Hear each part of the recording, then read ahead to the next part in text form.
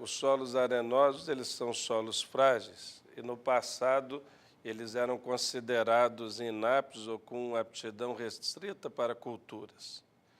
E evidentemente que por falta de manejo adequado se tinha problemas sérios de erosão e com degradação ambiental. Mas, com o passar da pesquisa, do trabalho dos técnicos, das cooperativas, hoje nós temos sistemas de manejo sustentáveis. Nós temos a integração lavoura-pecuária-floresta, que tem sido uma oportunidade de se usar esses solos com produtividades elevadas e com a preservação do meio ambiente. E isso é muito importante para o nosso país, porque não só o Mato Grosso do Sul tem extensas áreas de solos arenosos, mas nós temos solos arenosos do sul até o norte do país, passando por a região chamada do Mato Piba, Mato Grosso. Então, tem uma importância muito grande, não só para a produção de alimentos, de carne, de grãos, de fibras, mas também para preservar o ambiente, a água dessas regiões. Quando o senhor fala preservar água, né, o senhor está dizendo também assim, de você ter uma cobertura de solo também, passa a ter essa Exatamente, situação. é muito importante as práticas conservacionistas de solo. E o que essa intensificação sustentável faz? Você mantém o solo ao longo do ano coberto, seja com a pastagem, seja com a cultura, e não só coberto com a parte viva, mas também ao longo do tempo com palhada e depois esse material se transformando em matéria orgânica. E o mais importante, a presença de raízes, principalmente a raiz das gramíneas, por exemplo, as braquiárias, fazem um trabalho maravilhoso no solo, melhorando a sua qualidade e fazendo com que, ao longo do tempo, a gente possa produzir em áreas que, às vezes, têm 10% de argila, 8% de argila, que são áreas bem arenosas. Esses solos, com as técnicas que estão sendo aplicadas, como o senhor disse agora, com a integração lavoura-pecuária, você tem mais elementos orgânicos que ficam no solo e isso compensa, por exemplo, essa baixa quantidade de argila? Esses solos, eles são solos pobres em nutrientes. Em geral, muitas vezes, eles acabam tendo também um fator que é muito importante, uma baixa retenção de água, alguns deles. E aí, quando você começa a manejá-la adequadamente, principalmente quando nós estamos falando da presença das gramíneas, com o trabalho das raízes, você aumenta a matéria orgânica do solo, você potencializa a atividade biológica dos micro-organismos do solo e tudo isso você faz com esse solo ficar mais saudável, mais produtivo. Ele vai ter uma qualidade muito melhor e vai permitir você usá-lo por mais tempo. É quase que uma condição sine qua non. Se não fizermos isso, nós vamos degradar esse solo. Nós precisamos aumentar a matéria orgânica, usar essas gramíneas dentro do sistema para nós melhorarmos a qualidade desse solo e garantirmos a sustentabilidade da produção e da renda do produtor. Hoje, eu e alguns colegas, né, que moram na via de acesso para a Universidade Estadual, vimos algumas pessoas indo até em direção, né, gente que participa da Secretaria de Agricultura do Estado do Paraná. Isso. Então, assim, é um assunto de interesse nacional. Hoje, a pesquisa e os debates que nós estamos tendo lá, as apresentações, as palestras que estão sendo conduzidas pelos pesquisadores, pelos interessados, estão mostrando que caminho, para onde que a pesquisa hoje em solos arenosos tem apontado, doutor Guilherme? Para onde ela tem apontado? Nós precisamos melhorar as variedades, seja das pastagens, seja das culturas, das sojas, para trabalhar essa integração desse manejo, que momento que eu faço a dessecação da pastagem em cada região, qual é a variedade adequada que eu uso para aquele solo, para que eu possa atingir as produtividades, variedades, às vezes, que vão resistir mais a déficit hídrico, ou eu vou usar a irrigação. Então, está apontando em algumas áreas para o uso da irrigação, em outras áreas, qual é a melhor planta de cobertura, qual é a melhor gramínea para cada região, porque isso muitas vezes vai ser específico. Nós temos extremos.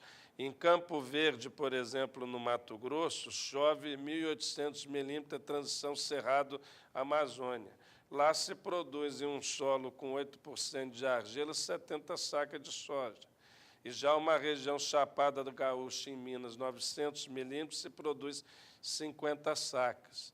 Então, o fator água, o fator climático, se nós não fizermos um manejo específico para cada região, e aí as pesquisas estão apontando que eu tenho que ter práticas de manejo específico. Lógico que tem as gerais, os terraços, onde necessita terraço, as bacias de contenção, a palhada do plantio direto, mas qual é a variedade que eu uso? Eu vou irrigar ou não? Esses ajustes finos está apontando a pesquisa para cada região, e aí os grupos de pesquisa, os técnicos, as instituições de pesquisa, as cooperativas em cada região estão trabalhando fortemente isso para entregar para o produtor informações e tecnologia para ele cuidar melhor da terra dele.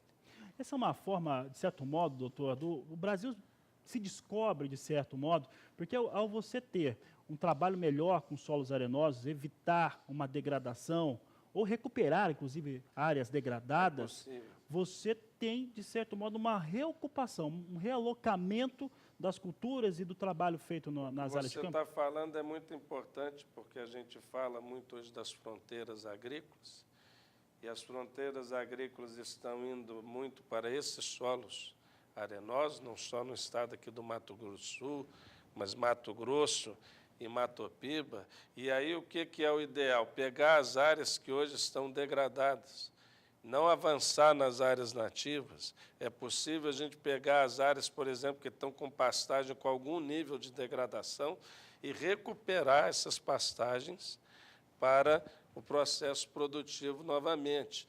E, como nós falamos no início, áreas que se dizia que não podia produzir culturas, agora produzem algodão, soja, milho, e também, em muitos casos, já está entrando o componente arbóreo, o eucalipto, a teca.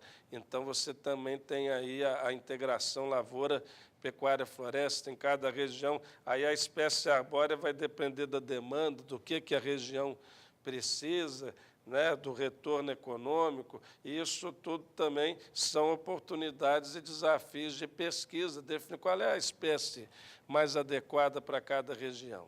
Então, isso também tem sido olhado para tornar esses solos que eram marginais para a agricultura produtivos e de forma sustentável, porque o ponto importante é esse, eles são frágeis. Eles também auxiliam na produção de água.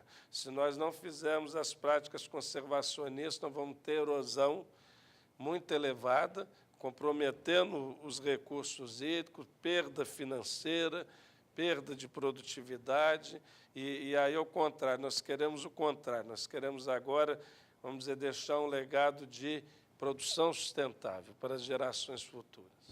Doutor, para encerrar a entrevista, até porque o Agricultura BR tem um perfil no programa de falar de mercado, né? Por que a soja, o boi, o milho está descendo, está subindo?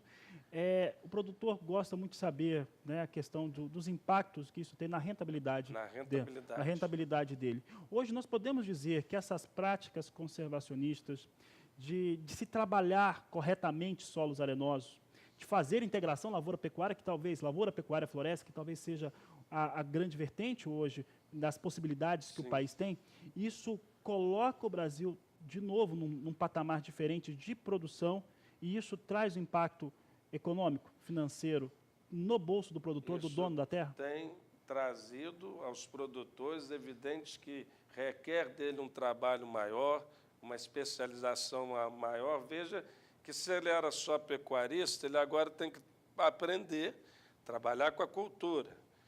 E a pecuária dele fica mais efetiva também. Fica mais efetiva, mais produtiva, mais eficiente, produz por mais tempo. Você precisa também investir na assistência técnica, seja privada ou seja assistência técnica pública, e isso tem gerado ganhos de renda para o produtor, para os municípios que vivem da agricultura. Você vai movendo uma cadeia grande. O produtor vai sendo muito beneficiado, mas se isso for feito numa bacia, a água que vai chegar na cidade vai chegar melhor. Então, tem o ganho econômico efetivo para o produtor, e, ao longo dos anos, ao longo do tempo, mas é uma construção. Isso muitas vezes não é imediato, tem que persistir. Mas tem muitos casos que estão nos mostrando que é rentável, que aumenta a renda do produtor e ele também mantém essa renda por mais tempo. Porque se ele tinha só uma atividade, ele tinha uma entrada quando ele vendia a soja. Agora ele tem a entrada quando ele vende a arroba do boi. E assim vai alimentando esse processo.